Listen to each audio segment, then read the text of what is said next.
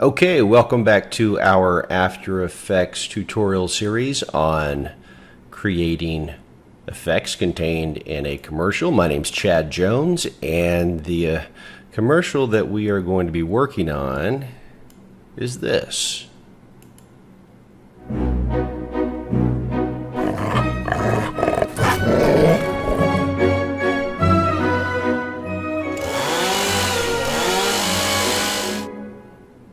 I'm home.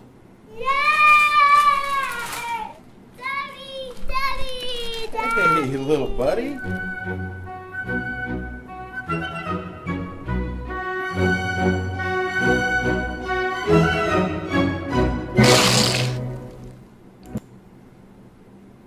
Okay, so today we are going to be working on this specific shot. And this is the POV shot of the dog looking at his target, and just want to show you what this shot looked like beforehand. So to quickly explain, this shot was captured with a GoPro camera mounted on the back of the dog, and the original raw footage looks like this.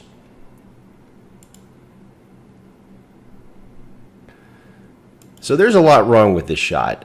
Most notably, everything's in focus, which is not necessarily a bad thing, but it does kind of lessen the drama of the shot, I think. We have overexposed windows right over here. This doesn't look so hot. We have a light stand in the shot, and narratively, this doesn't work because the dog actually has no target to look at right here. So we're going to be doing several things today. This is an outline of the tutorial series. This is what we're calling the GoPro shot. So we're going to be doing three things in this tutorial. We will be creating a matte of the dog. We'll cut out the dog from the rest of the picture and separate those two elements. We'll work on the overexposed windows. And then lastly, we'll put some crumbs on the crotch to make the shot work. So that's what we will be working on. So let's jump right on in. Recreated this shot, and here is what it looks like again. A little bit different from the example in the commercial, but roughly the same thing. So let's begin. To start, we will take our raw footage, bring it down, and make a new composition. And we will just watch our raw footage one more time. How about without the audio this time? Okay. So, to begin, we need to cut out the back of the dog's head along with the ears. Now there's a couple of ways to do this. The most rudimentary way is we could actually draw a mask around the dog's ears, like so.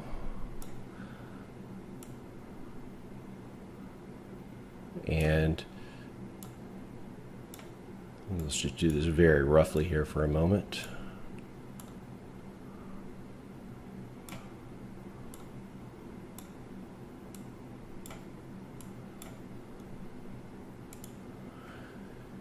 And the only problem is that we would have to do this for every single frame of the video, and to animate this mask for every single frame of the video to make this work. This is a process called rotoscoping. Fortunately, there is a much easier way to accomplish this task. We're going to take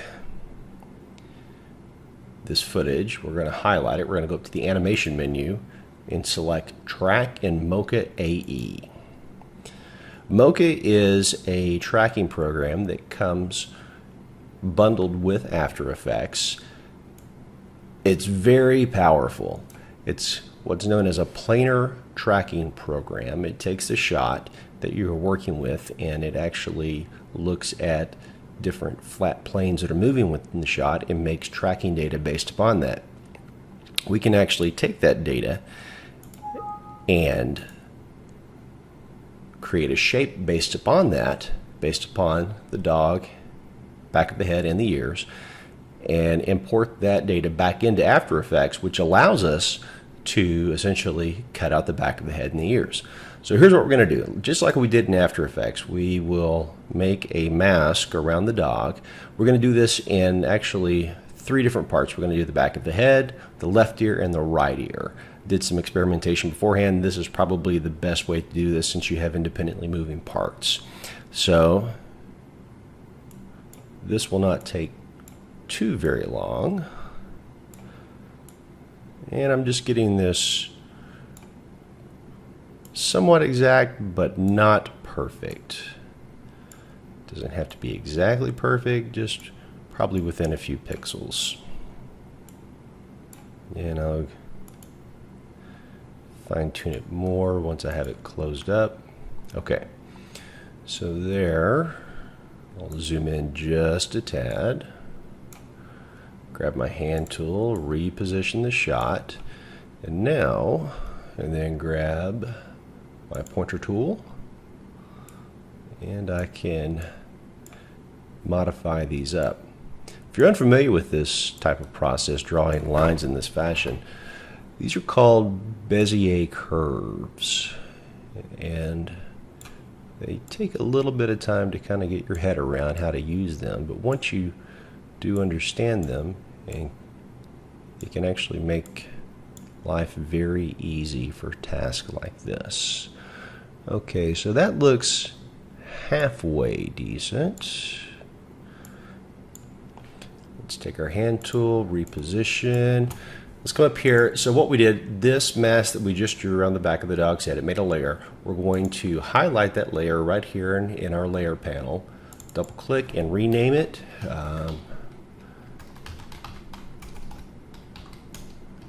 Head.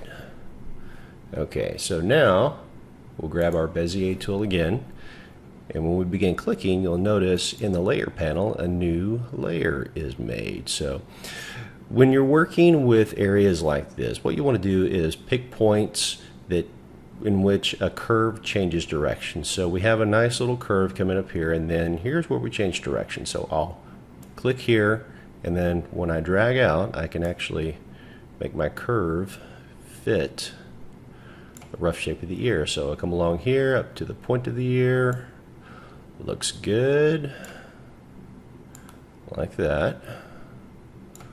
Okay, and then I'll come over here to about right. Actually, we kind of switch directions about right there. So, and again, once we close the loop, I will go back and modify.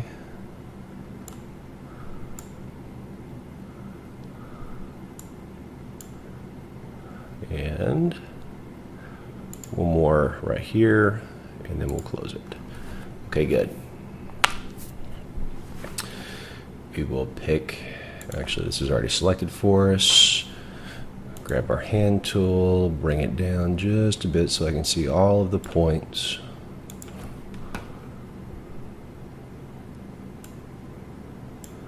And I just want to make this fit. Just like this.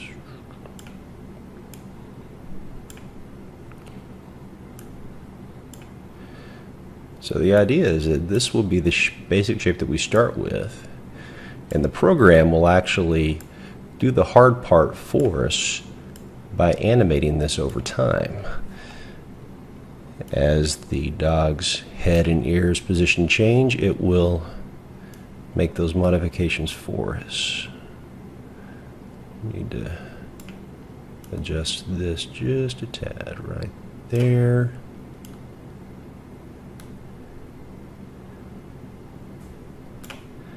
Bring that out just a bit more.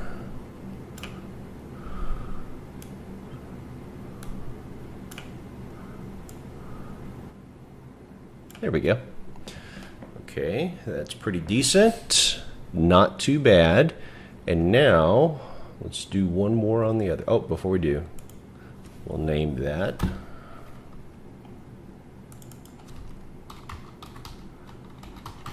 left ear.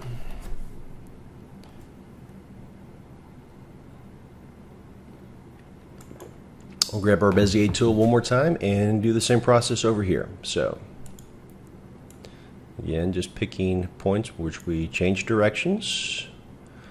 I think we better put one right there just to be on the safe side. There. Put one here.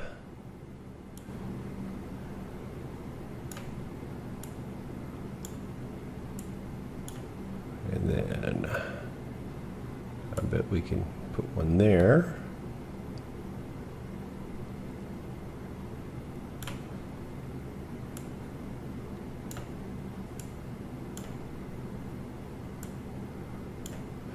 And then here.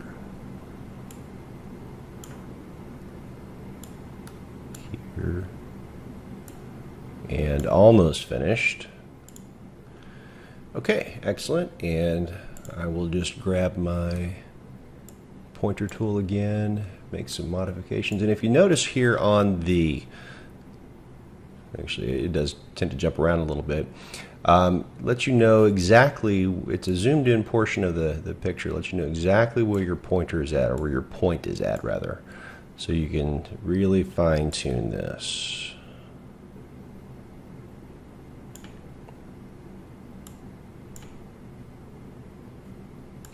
And there we go.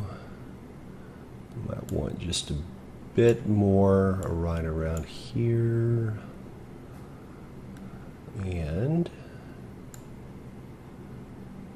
so what I'm trying to do is get this as close to the edge as possible of the ear without going over. And I see that I think I'm okay on that part. I'll look at here over on the left ear, and I think I may need to modify that just a tad. So before I do, let's go ahead and name this. This is right ear. Okay, let's highlight our left ear. Our points come back up. I think I just need to drag this guy down just a bit.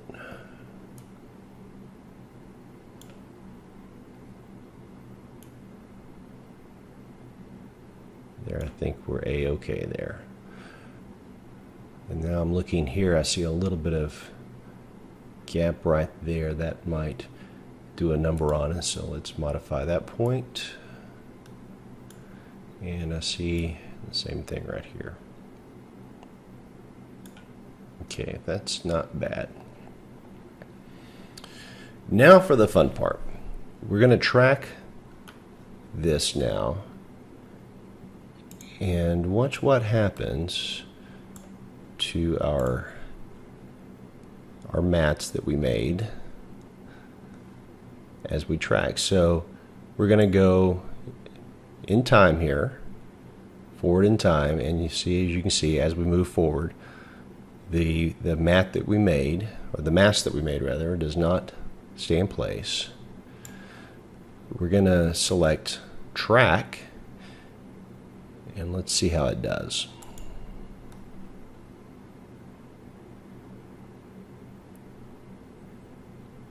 So as it goes through this process, you'll see the mats moving.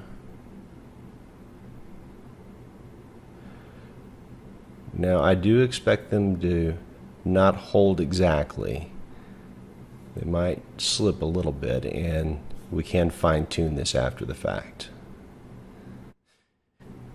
Not a huge deal, and it's usually to be expected in this process. But overall, this is much, much faster than having to do this by hand.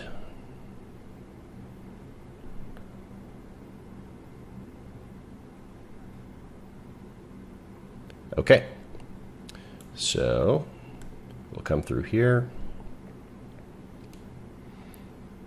and we'll work on this one segment at a time. So what you have is the ability to select one mask at a time and modify it. So what I can do is I can go through here, and I want to pick just about the center of this movement, about right here. What I'm concentrating on is this area right here. Pick my pointer tool, and what will happen, if you'll notice this timeline, whenever I take this and grab it and move it over and I release, a keyframe shows up right here. So in technical animation terms, this is called a tween. So it's interpolating the shape of these objects in between keyframes. We have a keyframe here, we have a keyframe at the beginning, and we have a keyframe at the end. So we're right on target right there, and then we drift again. So what I'm going to do is I'm going to take it where about right there. I will modify that just a tad. We'll see how well it stays. Not too bad. And then right there, we'll take it and modify that over.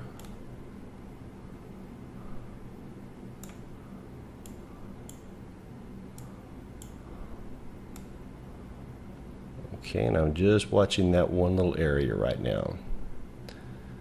And maybe we'll modify that out just a little bit. Okay, that's good.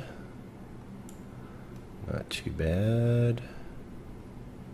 So now I'm looking at the other side, the right side here, and let's go back to the very beginning of the shot. It stays pretty well secured until about right there. We'll just move it over just a little bit, and just a little bit. There. And then we'll make the same modification here. Maybe tighten that up just a tad.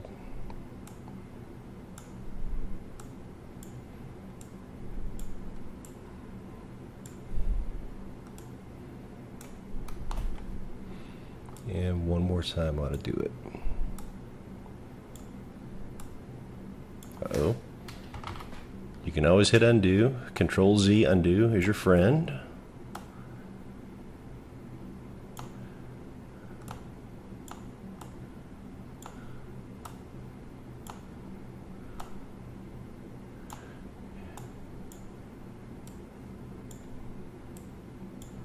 Okay. Excellent. Oh, one out of place right there.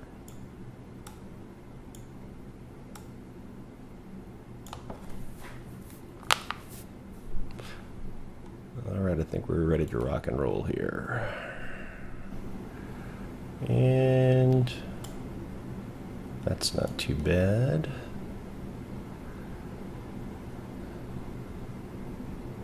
Now I'm looking at the top of the head right here. We have a little bit of a gap there. Not a huge deal. What we'll do is just bring that down just a tad. Bring this down just a tad.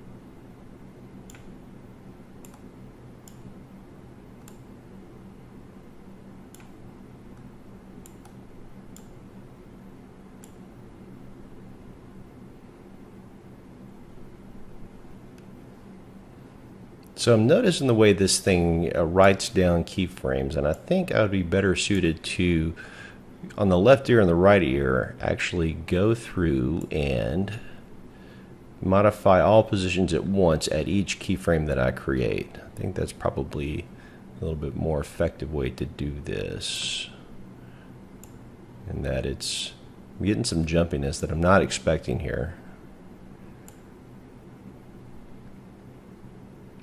Right there.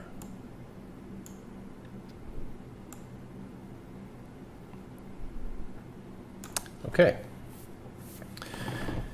So we'll go through this process with the left ear.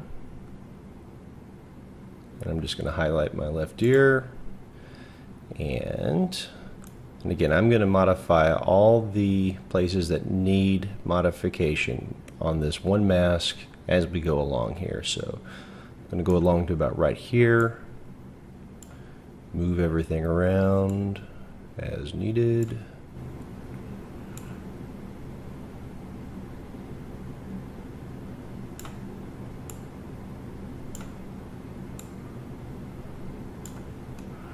Okay, it looks fine.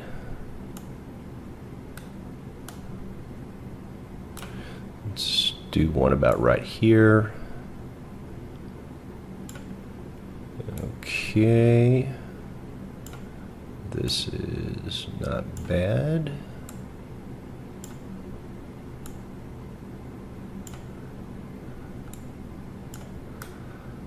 Okay. And one right here.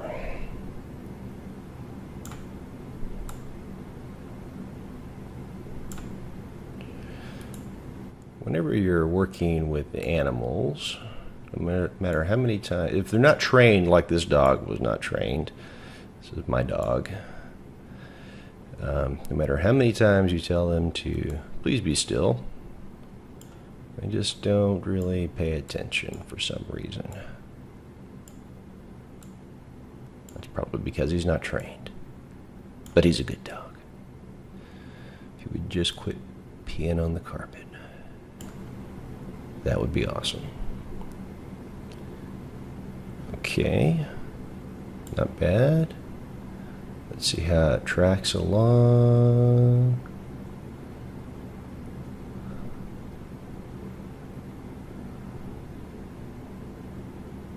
I think we need one more little keyframe right here.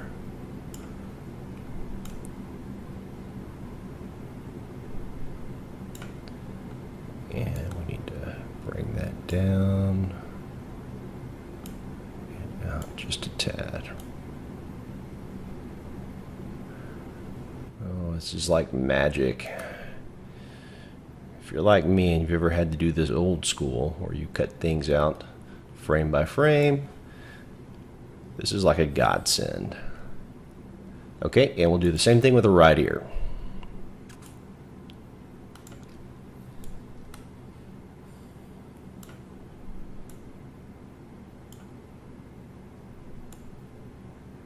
And I'm just modifying the last frame, and then we'll see how things work over time now. And okay, so we're slipping quite a bit on the upper tip of the ear here.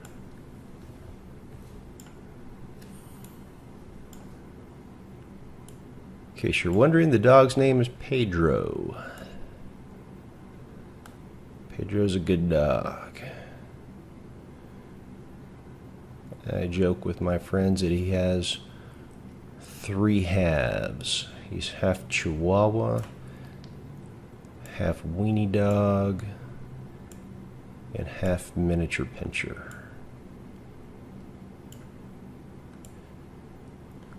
It's kind of funny. He thinks he's a big dog.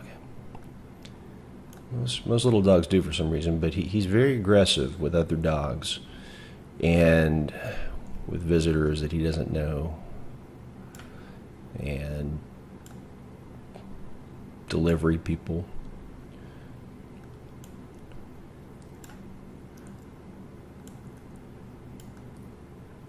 But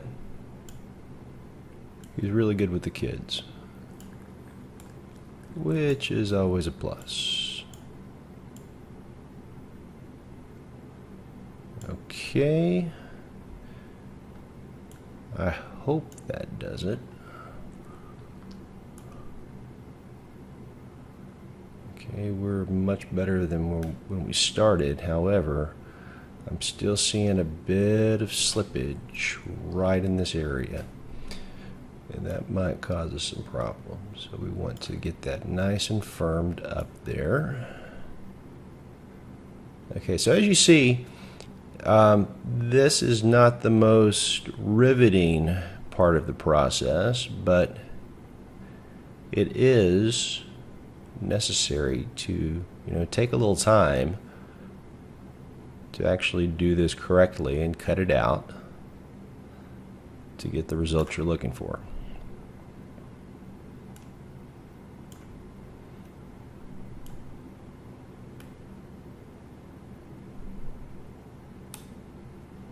Okay, I think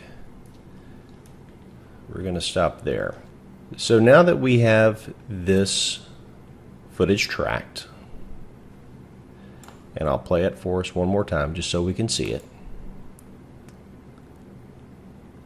And it loops back and forth just so you can see the track. We're now ready to leave this application, go back to After Effects, and we need to import this data that we created with these masks and use them as shape layers in After Effects. So what we're going to do is just highlight one of these. When we do, we get a export data highlighted down here, and we're going to export shape data. So the format is Mocha Shape Data for AE, and we're going to select all visible layers, and we're just going to copy this to our clipboard. Before we leave, we're just going to save our project, minimize it, and now we're back in After Effects. So what we will do is we will duplicate our footage right here by hitting Control D. I'm going to turn that off. The eyeball is the visibility. And I'm going to make sure that my playhead is all the way back to the very beginning. I'm going to paste, just Control V. And there's our shape. So I will play. This is called creating a RAM preview whenever we select the play button up here. The way After Effects works, it's not like a traditional nonlinear editor. You actually have to render frames before you can play them sequentially. It tells me right here how quickly I'm rendering. It's playing at 0.948 frames a second. Not real time. There we go. Now we're real time. Okay. Now, this is not perfect. It doesn't have to be at this point. What we are going to do, we're going to use a matte choker effect. I'm going to just type in matte choker. I'm going to drag this down to my footage. By the way, if you'll look in the effect controls panel for the footage that we have selected, you will see our masks.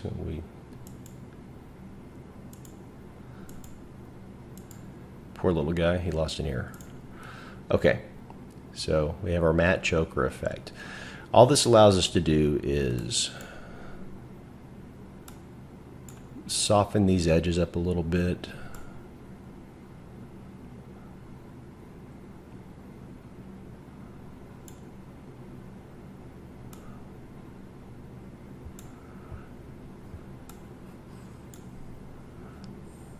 Kind of creates a more organic look rather than just a hard line. Okay, so and then number of iterations, how many times it's applied. The more you apply it, the smaller things get. So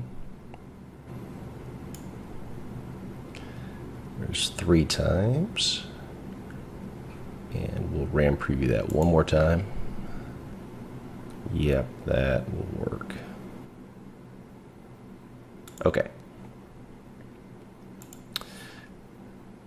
So we are going to stop right here, and we will be back shortly, and we'll continue with the rest of this tutorial series. So once again, I'm Chad Jones. I will see you next time, and when we come back, we will be working on our overexposed windows to make those work.